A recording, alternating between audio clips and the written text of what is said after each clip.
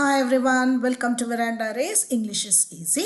இன்னைக்கு நம்ம 3-in-1 சீரீஸ்ல நம்ம பார்க்கக்கூடியது என்னன்னா sentence improvement for grammar, phrasal verbs for vocabulary and reading comprehension for comprehension.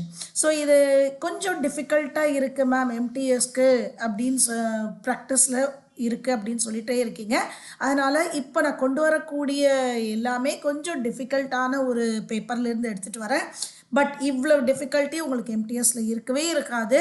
But ஒரு பெரிய கோடு ட்ராப் பண்ணால் மற்றது சின்ன கோடு ஆகிடுங்கிற மாதிரி இதை நீங்கள் ப்ராக்டிஸ் பண்ணிங்கன்னா உங்களுடைய actual exam will be very very easy.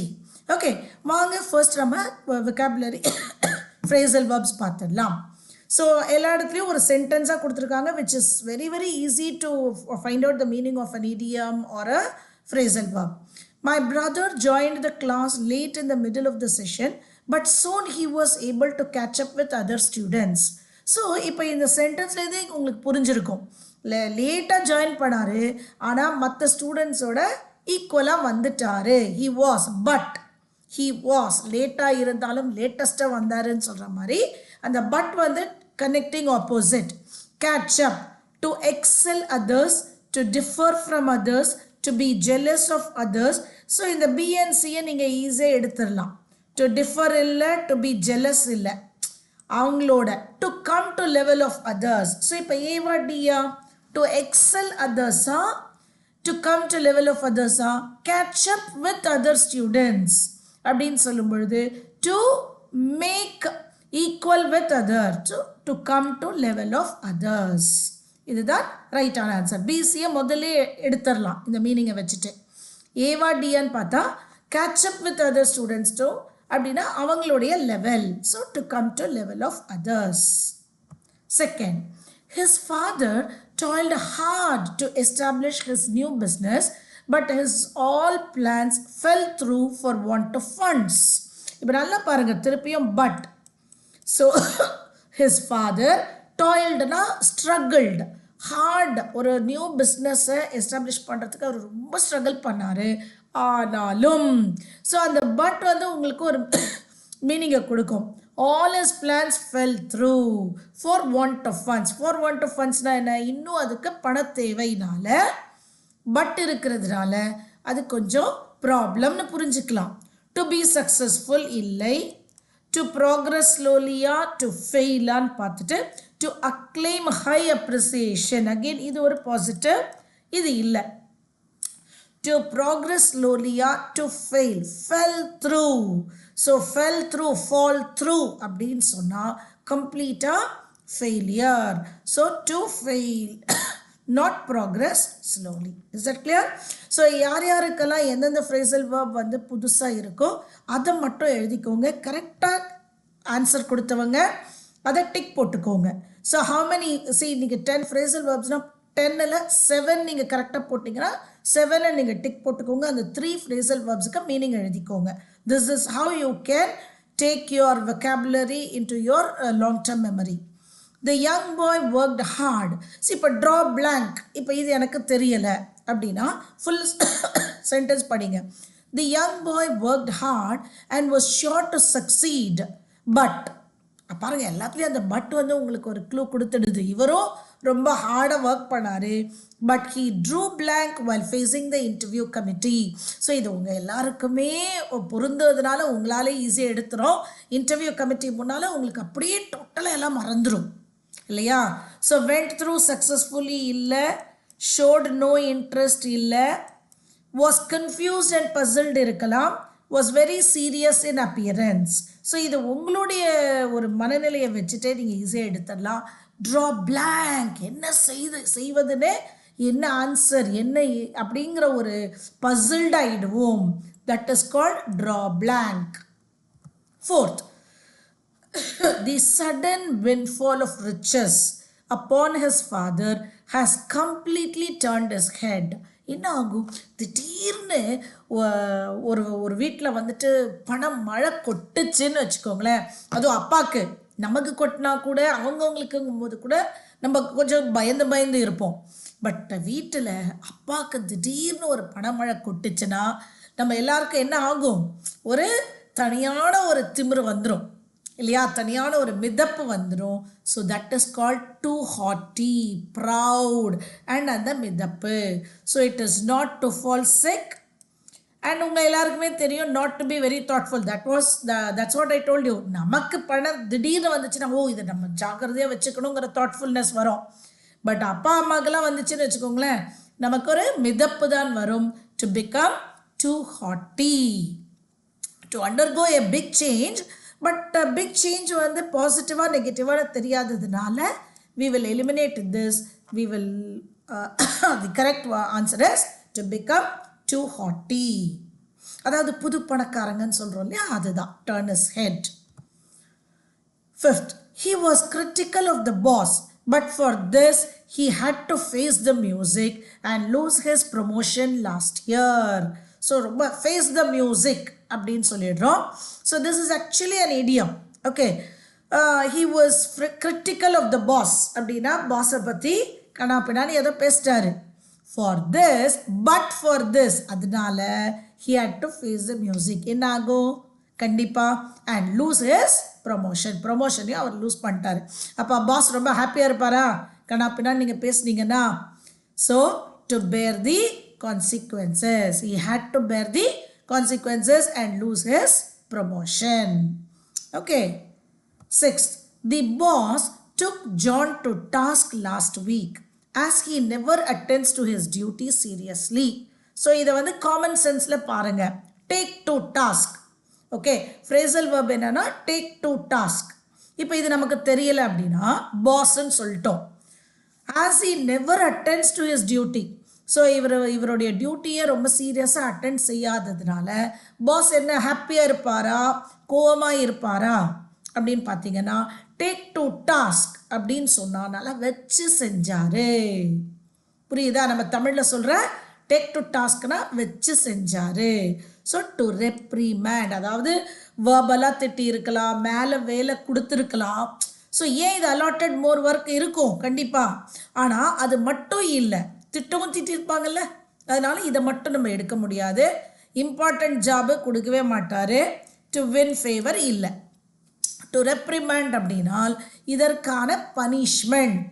அந்த பனிஷ்மெண்ட்டுக்காக ஓவர் டைம் கொடுத்துருக்கலாம், மோர் ஒர்க்கு கொடுத்துருக்கலாம், திட்டமும் செய்திருக்கலாம். Is that clear? ஸோ ஒரே word to reprimand means to punish. Take to task means punish. Seventh, apprehending the arrival of police on the scene, the culprit took to his heels. பாருங்க, அது take to task, இது take to his heels, take to one's heels. heels என்ன? நம்மளுடைய பாதம். Okay, அந்த heel. அதில் police கல்ப்ரேட்டு. போலீஸை பார்த்தா, அரைவல் ஆஃப் போலீஸில் பார்த்தா கல்ப்ரேட் என்ன செய்வார்? ஓடுவார், அவாய்டு செய்வார். ஸோ டு வாக் லெஜர்லி இல்லை, to run away. Okay, so இதுவும் உங்களுக்கு இருக்குது. இதெல்லாம் வந்து சினிமாவில் தான் conceal oneself, prepare for a fight எல்லாம் இருக்க முடியும். டேக் டு இஸ் ஹீல்ஸ், அந்த ஹீல்ஸ் தான் உங்களுக்கு க்ளூ. இங்கே இதுவும் செய்யலாம், அவர் மறையலாம், இல்லைனா ஒரு ஃபைட் வந்து இந்த சினிமாவில் தான் வரும். டு ரன் அவே, அந்த ஹீல்ஸ் தான் உங்களுக்கு clue. Take to his heels means to run away. The recent comments published in the newspapers about the budding artist ran him down. Run down. ஒருத்தரை run down அப்படின்னு, டவுனுங்கிறதே உங்களுக்கு புரிஞ்சிடும். Run down. ஓகே, ஸோ இப்போ ஒரு புது ஆர்டிஸ்ட்டை பற்றி news பேப்பரில் வந்த comments brought him down, to run him down, அவரை பற்றின ஒப்பீனியனை குறைத்தது. டு டிஸ்பாரேஜ், அவருடைய ஒரு பர்சனாலிட்டியை குறைத்தது. To bring him down. Okay, so to publicise against someone இல்லை, அது வந்து பாலிட்டிக்ஸில் தான் வரும். டு மேக் சம்ஒன் வீக், இதுவே தப்பு. To feel weak and tired, so இதெல்லாம் இல்லை. To disparage, to bring him down, அவரை பற்றிய ஒரு இமேஜை குறைத்தது. Run down. Okay. 9. Her father tried hard to bring her round, but she paid no heed to him. இங்கே பார்த்தீங்கன்னா இதில் 2 phrasal verb ஒரே சென்டென்ஸில் கொடுத்துட்டு அதுக்கு நம்மளுக்கு பேர் கேட்டிருக்காங்க. இந்த மாதிரி அளவுக்கெல்லாம் ஒரு எம்டிஎஸ்ல வராது. பட் இந்த அளவுக்கு நீங்கள் ப்ராக்டிஸ் பண்ணிட்டீங்கன்னா அங்கே ரொம்ப ரொம்ப ஈஸியாக இருக்கும். Okay. To her father tried hard to bring her round. அவளுக்கு புரிய வைக்க பார்த்தாரு. But she paid no heed to him. அவள் ஆனால் அதை ஒத்துக்கொள்வதாக, அதை பற்றின ஒரு கவனிப்பே. நீங்களாம் என்ன செய்வீங்க? நம்ம ஃபாதர் அட்வைஸ் கியான் கொடுக்க ஆரம்பிச்சாருன்னா, அட்வைஸ் கொடுக்க ஆரம்பித்தாலே இந்த காதில் வாங்கிட்டு அந்த காதில் விட்டுருவோம். ஷீ பெய்ட் நோ ஹீட்னா, பேயிங் நோ ஹீட்னா அதை கவனிக்கிறதே இல்லை. So to take out, bring her round, take out for a walk இல்லை. டு பனிஷ் சம் ஒன் இல்லை. Tried hard to bring her ரவுண்ட்னா புரிய வைக்க பார்த்தாரு, கன்வின்ஸ் பண்ண பார்த்தாரு. டு ப்ரைஸ் சம் ஒன் இல்லை. டு மேக் ஒன் அக்ரி வரலாமா? Her father tried hard to make her agree but she did not attend to. கவனம் இல்லை. இதுதான் இதோடைய மீனிங். ஸோ யாருக்கெல்லாம் இது வந்து புதுசாக இருக்கோ இந்த ஃப்ரேசல் வேர்ப்ஸை திரும்ப திரும்ப பாருங்கள், இல்லைன்னா ஸ்க்ரீன்ஷாட் எடுத்து மைண்டில் ஒர்க் பண்ணுங்கள். ஓகே. எத்தனைக்கு எத்தனை ஒரு வெக்காபுலரியை உங்கள் மைண்டில் மினிமம் 10 times நீங்கள் யூஸ் பண்ணியிருந்தாலோ இல்லை கேட்டிருந்தாலோ இல்லை படிச்சிருந்தாலோ தான் அது உங்களுக்கு எக்ஸாமில் ஹெல்ப் செய்யும். ஸோ அதை நீங்கள் படியுங்க, இல்லைன்னா இந்த ஆடியோவை போட்டு கேளுங்க, இல்லை நீங்கள் எங்கேயானு யூஸ் பண்ணுங்கள். Is it clear? 10th, he left no stone unturned in making his effort to achieve the target, but all this ended in smoke. இங்கே but. So in making his effort to achieve the target, so அவர் என்ன செஞ்சார்? அவர் டார்கெட்டை achieve பண்ணுறதுக்கு எல்லா எஃபர்ட்ஸும் போட்டார். புரியுதா? But போட்டார், ஆனால் அது சரியாக ஏன்னா பட்டுங்கிறதுனால அந்த பக்கம் என்ன இருக்கணும்? அது ஒன்றும் யூஸ் ஆகவில்லை. ஓகே. ஸோ அது லெஃப்ட் நோ அன்ஸ்டோன், நோ ஸ்டோன், எந்த வழியையும் அவர் விடலை. அவருடைய எஃபர்ட்ஸில் லெஃப்ட் ரைட் சென்டர்னு சொல்கிறோம் இல்லையா, அந்த மாதிரி எந்த வழியையும் அவர் விடலை. டு மேக் அ ஃபியூட்டைல், ஃபியூட்டைல்னா ஃபெயிலியர் அட்டெம்ப்ட். ஸோ இல்லை, அவர் எல்லா அட்டெம்ப்ட்ஸும் நல்லா பண்ணார். To make all out efforts வரலாம். டு வின் ஃபேவர், ஒருத்தருடைய ஹெல்ப் அவர் எதிர்பார்க்கல. To go stray, to go ஸ்ட்ரேனா ஏதோ ஒரு வழியில் இல்லை. டு மேக் அவுட் இது கரெக்டு.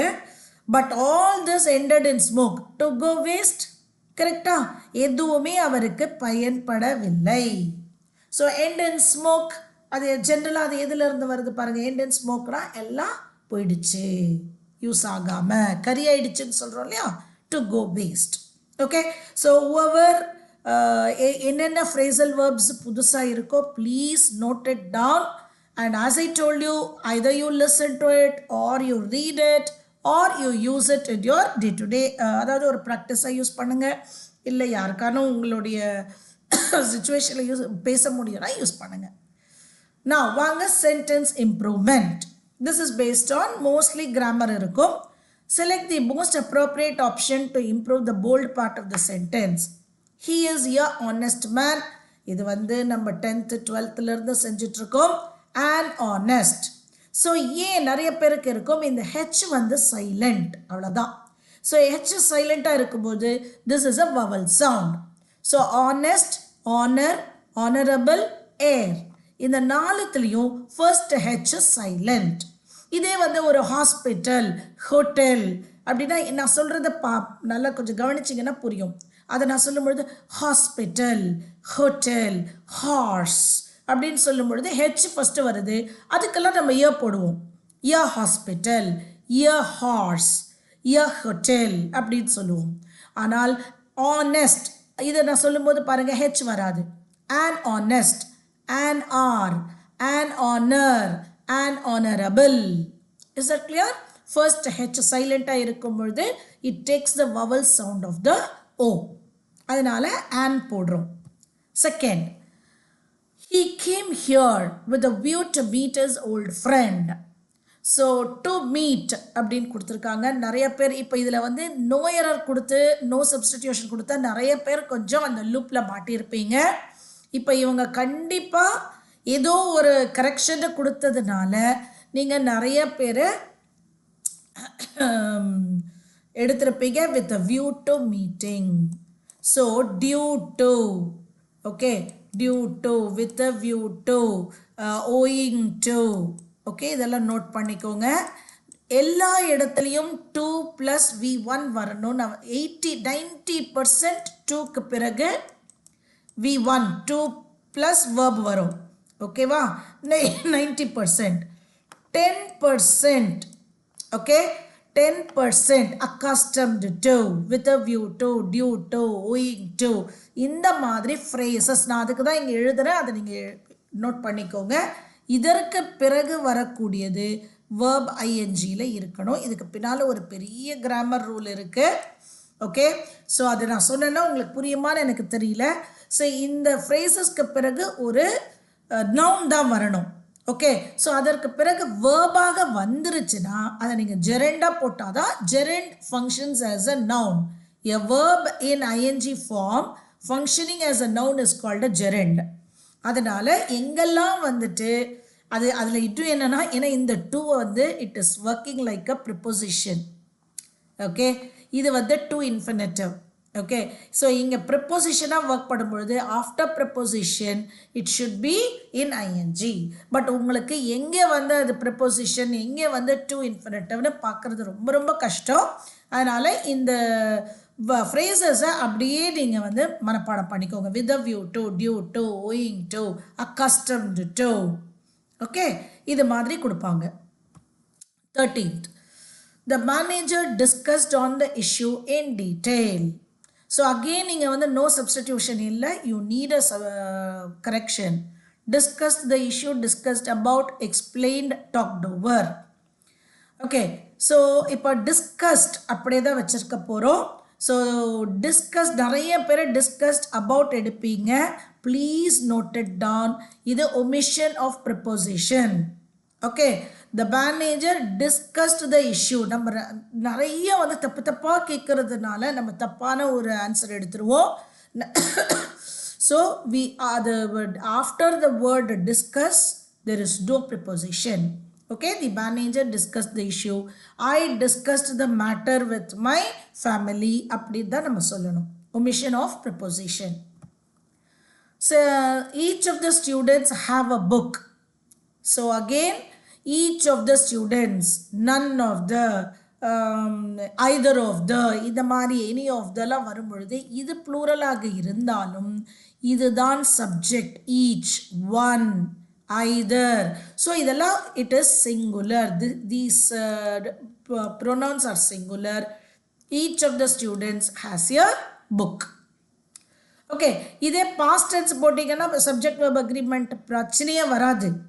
ஆனால் நீங்கள் past tense போடணும்னா இங்கே டைம் ஃபேக்டர் கொடுக்கணும். இப்போ நிறைய பேர் நீங்கள் கேட்கலாம், மேம் ஏன் மேம் had வரக்கூடாதா? வரலாம். each of the students had a book in the seminar. ஏதோ ஒரு விஷயம் நடந்த பொழுது அந்த பாஸ்ட் டைம் ஃபேக்டர் இருந்தால்தான் பாஸ்ட் கொடுப்போம். Is that clear?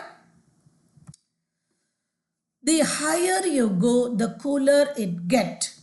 இப்போ பாருங்க, இங்கே நம்ம சிங்குலர் அதனால ஹேஸ்ன்னு சொல்கிறோம். ஸோ எங்கெல்லாம் இந்த ப்ரெசன்ட் டென்ஸில் ஹீ ஷீ இட் போட்டுக்கோங்க. ப்ரெசன்ட் டென்ஸ் அதில் சப்ஜெக்ட் வந்து எப்போல்லாம் சிங்குலர், ஒரு ஹீயாக இருந்தாலோ ஷீயாக இருந்தாலோ இட்டாக இருந்தாலோ. இப்போ இந்த ஈச்னு each, any, one, either, neither இப்படியெல்லாம் இருக்கும் பொழுது ஹீ ஆர் ஷீன்னு நம்ம சொல்கிறோம். புரியுதா? ஸோ இதெல்லாம் வரும் பொழுது அந்த வேர்பில் எஸ் இருக்கணும். இப்போ ஹாவ், ஹேஸ், ஹேடில் இதுதான் எஸ் இருக்கிற வேர்பு. ஓகே, டஸ், டூ, டஸ், டிட்டில் எஸ் இருக்கிறது டஸ். இஸ், ஆம், ஆரில் இஸ் தான் எஸ் இருக்குது. வாஸ், வேரில் வாஸில் தான் எஸ் இருக்குது. வேர்பில் அப்படியே எஸ், கம்ஸ், கோஸ் அப்படின்னு இருக்கணும். Is that clear? Verb plus S. So இதை மட்டும் போட்டுக்கோங்க. ரஃப் காலமில் இங்கிலீஷ் வந்தாலே ஹீ ஷீ இட்டுக்கு இந்த 5 வேர்பில் ஏதான ஒன்று இருக்கான்னு பாருங்கள். ப்ரெசன்ட் டென்ஸ், பாஸ்ட் ஃபியூச்சர் பிரச்சனை கொடுக்காது. The higher you go, he she இட்டில் வரல அதனால் கோ. பட் இங்கே இட்டு வந்துருச்சா, அப்போ பக்கத்தில் இருக்கிற வேர்பில் gets. Is it clear? Present டென்ஸில் ஹீ ஷீ இட் இருந்தால் இருக்கிற வேர்பு அது டென்ஸுக்கு ஏற்ற மாதிரி அந்த 5 வேர்பில் ஏதான ஒரு வேர்ப் இருக்கும். ஆனால் பக்கத்தில் அதில் எஸ் இருக்கிற வேர்பாக இருக்கணும்.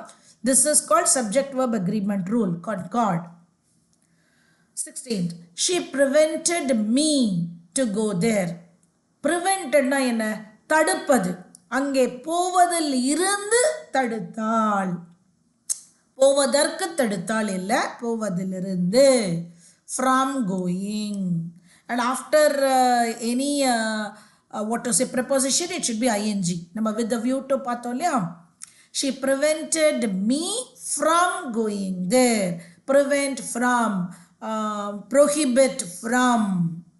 Okay, அது மாதிரி fixed preposition. Scarcely had I left when it was starting to rain. Scarcely வந்தா when இருக்கான்னு பாருங்க, இருக்கு. அண்ட் இங்கே வந்து inversion had I left, இங்கே வந்து past perfect இருக்கிறதுனால whenக்கு பிறகு it should be past tense. Okay, எப்போவே ஒரு பகுதி past perfect இருந்தால் இன்னொரு பகுதியில் it should be in simple past tense. இந்த மாதிரி past continuous, past perfectலாம் இருக்கக்கூடாது. Okay, had I left when it started to rain. And நீங்கள் இப்போ இந்த இடத்துல வந்துட்டு அவங்க கொடுத்தாங்கன்னா எப்போவுமே இன்வர்ஷன் இருக்கான்னு பாருங்கள். ஒரு auxiliary verb, subject, main verb வரணும். ஓகேவா? Okay, had I left, did I leave, அப்படி இருக்கணும். எப்போலாம் வந்து you begin a sentence with a negative conjunction or a negative adverb, inversion இருக்கான்னு செக் பண்ணிக்கிறோம். This is the boy who he stole the purse.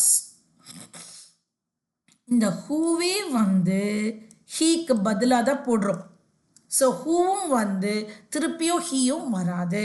So see, this is the boy who stole the purse. So relative ப்ரோனவுன்ங்கிறது என்ன? இந்த ப்ரோனவுனுக்கு பதிலாக use பண்ணுறது தான். So இதையும் use பண்ணி அதையும் யூஸ் பண்ண முடியாது. அந்த பையன்தான் நான் சொன்ன அந்த பையன் சொல்வீங்களா இல்லையா? அந்த பையனை தான் நான் சொன்னேன் அப்படின்னு சொல்வீங்க. அது மாதிரி தான். ஸோ ஹூவும் சொல்லி ஹீயும் சொல்ல முடியாது. Next, she is my cousin sister. இது பை திஸ் டைம் நீங்கள் உங்கள் ப்ராக்டிஸில் நல்லா தெரிஞ்சிருக்கும். கசின்க்கு பிறகு சிஸ்டர், பிரதர் எல்லாம் வரக்கூடாது. She is my cousin. 20th, she is married with a doctor. Again, this is a prepositional error. She is always, அவள், நம்ம தமிழில் என்ன சொல்கிறோம்? அவள் ஒரு டாக்டரை கல்யாணம் செய்து கொண்டாள், மனம் செய்து கொண்டாள்னு சொல்கிறோம், டாக்டரை. ஓகே, அதான் இங்கே வந்து யூ கான் டிரான்ஸ்லேட். எப்போவுமே married to. Okay, married with வராது. ஓல்டு இங்கிலீஷில் he is married with, அது கூட ஜெண்டரில் இருக்குது. She is, Sita is married to Ram. She is married to a doctor. அப்படின்னா married to is a fixed preposition. வாங்க இப்போ நம்மளுடைய third section, reading comprehension. So கொஞ்சம் பெரிய பாசேஜ் தான் வந்திருக்கு. இதை வந்து நம்ம ஸ்கிம்மிங் அண்ட் ஸ்கேனிங் பண்ணிடலாம். ஓகேவா? Mounting reality, climate migration represents deep vexing challenge. இப்போ எங்கெல்லாம் இந்த போல்டாக இருக்கோ அதை மட்டும் கொஞ்சம் ஞாபகம் வச்சுக்கோங்க. Vexing challenge, confront ethical planning paradigms global society, melting polarised desertification, violent weather patterns, large areas uninhabitable, millions being forced off their land, process creating a new generation forced migrants who now have no official status as climate refugees. இந்த மாதிரி inverted எல்லாம் நல்லா பார்த்துக்கோங்க, அதுலேருந்து question வரலாம். Okay, climate refugees எதுக்குன்னா இது புரியலன்னா நம்ம அந்த இடத்துக்கு வர்றதுக்காக. The issue is no longer whether this will occur but how countries ought to act together fairly.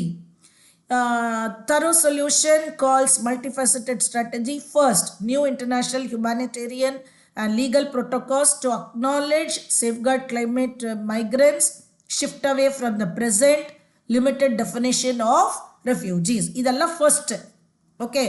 Second, requires proactive, not reactive policy, establishment of legal, safe channels of resettlement, strong humanitarian assistance for uprooted persons, serious investment building climate resilience, who are likely to be vulnerable so that they are not displaced in the first place. Puts sharp relief, hard question how the burden to be shared. Strong case based issue of climate justice, main burden on the industrialized world. They have been the biggest per capita producers of greenhouse gas gases throughout history. Something directly associated scale of the climate crisis. Prosperity primarily developed through carbon polluting industries. They say same conditions responsible for destroying the least developed countries, which have contributed minimal input to the crisis. Ethical, equitable response requires these industrialized countries take the lead, both financial, logistical assistance. They must be leading the line in supporting adaptation projects, developing nations having the resources necessary for the resettlement and integration of climate migrants. The international community has to eventually realize that the responsibility of climate change is not equally shared, and an equitable solution must involve people who caused the problem taking initiative, mitigate most destructive humanitarian effects of the problem. So இப்போ இதில் என்ன சொல்ல வராரு, climate refugees அதை பற்றி பேசுகிறோம். அதில் இதுக்கு நிறைய ப்ரோஆக்டிவான மெஷர்ஸ் வேணும். இதை காஸ் பண்ணினது வந்து இண்டஸ்ட்ரியலைஸ்டு கண்ட்ரீஸ், மெயின் பேர்டன். ஏன்னா அவங்க தான் ஹிஸ்ட்ரியில் இத்தனை வருடக்கணக்காக அவங்க தான் கார்பன் பொல்யூட்டிங் இண்டஸ்ட்ரீஸ் வச்சுருக்காங்க. அதனால தான் மற்ற கண்ட்ரீஸோடைய டெவலப்மெண்ட் பாதிச்சிச்சு. ஸோ அவங்க எத்திக்கல் அண்ட் ஈக்விட்டபிள் ரெஸ்பான்ஸ் எடுக்கணும், ஃபினான்ஷியல் அண்ட் லாஜிஸ்டிக்கல் அசிஸ்டன்ஸுக்கு எடுக்கணும். இது அப்படின்னு போட்டிருக்காங்க. According to the passage, what is the primary ethical dilemma posed by climate migration? So, primary ethical dilemma, climate migration எதனாலன்னு அவங்க கேட்கல. Okay, ethical problem, dilemma na ethical problem.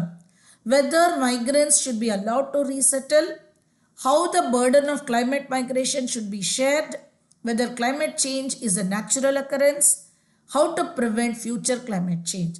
So கண்டிப்பாக அவங்க எல்லாருக்கும் தெரியும். இப்போ ஹவு டு ப்ரிவெண்ட்டாக அவங்க பேசவே இல்லை இதில்.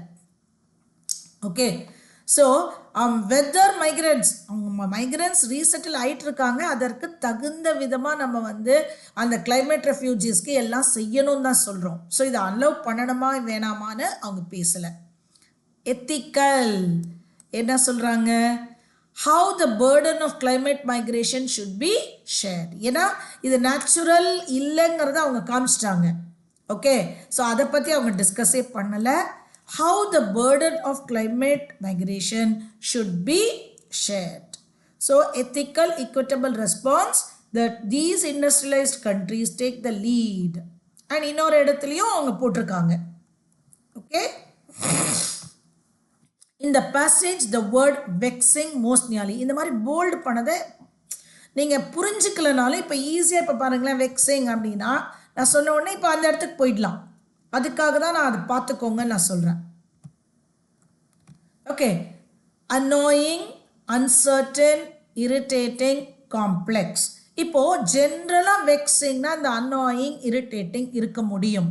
ஓகே, ஆனால் இந்த பேசேஜ் அப்படின்னா அந்த இடத்துல என்ன சொல்லியிருக்காங்க, த மவுண்டிங் ரியாலிட்டி, அதிகமாக சேர்ந்துட்டுருக்கிற இந்த reality, deep and vexing challenge to confront. So complex அதிகப்படுத்துது. அதனால தான் இந்த மவுண்டிங்கை இங்கே நான் ஹைலைட் பண்ணியிருக்கேன். ஓகே, ஜென்ரலாக வெக்ஸிங்னா அன்னாயிங், இரிட்டேட்டிங் சொல்லலாம். ஓகே, ஆனால் இந்த இடத்துல இந்த பேசேஜில் எப்படி யூஸ் பண்ணியிருக்காங்க, mounting represents a vexing challenge, complex challenge to confront. அதை போராடுவதற்கு ஒரு காம்ப்ளெக்ஸான ஒரு challenge. What is meant by climate justice as described in the passage? Climate justice-னா என்ன? Fair distribution of global resources. Global resources பற்றி பேசவே இல்லை.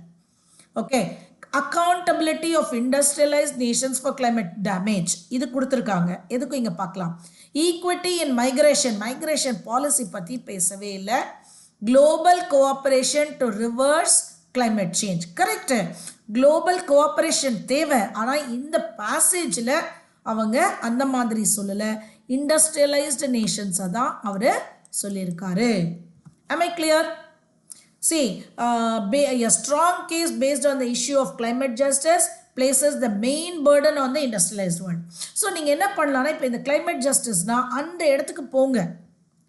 ஓகே, அந்த இடத்துக்கு நீங்கள் போயிட்டு இதை நீங்கள் பார்த்தீங்கன்னா you can take it. Okay, அதே வேர்டாக கொடுத்துருக்க மாட்டாங்க, வேறு active to passive, passive to active, direct to indirect, indirect to டைரக்ட்லாம் பண்ணியிருப்பாங்க. How does the passage characterize the current definition of refugees in the context of climate migration? நான் சொன்னேன் இல்லையா, climate refugees, அதை வந்து inverted quotesல கொடுத்துருந்தாங்க. ஓகே, ரெஃப்யூஜிஸ்க்கு climate migration, ரெஃப்யூஜிஸ்னா என்ன? அகதிகள், climate migrationனால வந்த அகதிகள் அப்படின்னு சொல்கிறோம். இப்போ போரால் சில போவாங்க, earthquake, இதான் earthquakeனால அந்த மாதிரியெல்லாம் இன்னொரு இடத்துக்கு அவங்க புலம்பெயர்வாங்க இல்லையா, அந்த மாதிரி கிளைமேட் மாறிடுச்சு அப்படின்ட்டு அகதிகளாக போகிறவங்களுக்கு என்ன சொல்கிறாங்க, it is too broad to include climate migrants அப்படி அவங்க சொல்கிறாங்களா. It is narrow and insufficient to cover climate migrants. It is accurate and universally accepted. இதை பற்றி சொல்லவே இல்லை, ஸோ இதை விட்டுருங்க. It is too rigid to address global migration. Okay, so it is too rigid to address. Rigid கடுமையாக யாரும் இன்னும் பார்க்கல, அதனால் இது இல்லை. இட் இஸ் டூ ப்ராட், அந்த ரெஃப்யூஜிஸ் அகதிகள்ங்கிறது ரொம்ப ப்ராடாக இருக்கா, இல்லை, நேரோ, opposite. See, who now have no official legal status as climate refugees. Limited definition of refugees, limited, very very narrow and insufficient to cover. So இதுவரையில் இப்போ சட்டம் வந்து நம்ம மாற்றிட்டே தானே இருக்கோம். ஸோ இந்த மாதிரியான இதை இப்போ தான் நம்ம பார்க்குறதுனால இப்போ வரைக்கும் அதற்கு என்ன ஒரு டெஃபினிஷன் கொடுக்குறதுன்னு தெரியல. ஏன்னா நம்ம கரெக்டாக அதை கொடுத்தா தான் அவங்களுக்குரிய ரைட்ஸை நம்ம கிளைம் பண்ண முடியும். அதனால் இப்போ வரையில் கிளைமேட் ரெஃப்யூஜிஸுங்கிறது ரொம்ப ரொம்ப நேரோவாகவும் அவங்களுக்கு உள்ளாதது கவர் பண்ணுறதுக்கும் இல்லாமல் இருக்கிறது. No official legal status.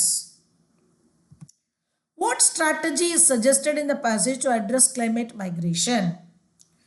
என்ன மாதிரி பண்ணலாம் climate migration? climate தடுக்க, சேஞ்சை தடுப்பு இல்லை, அட்ரஸ் climate migration என்ன செய்யலாம்? reactive measures, proactive measures, total ban, international immigration. So இமிக்ரேஷன்லாம் பற்றி அவங்க பேசவே இல்லை, ban on climate migration பற்றி பேசலை.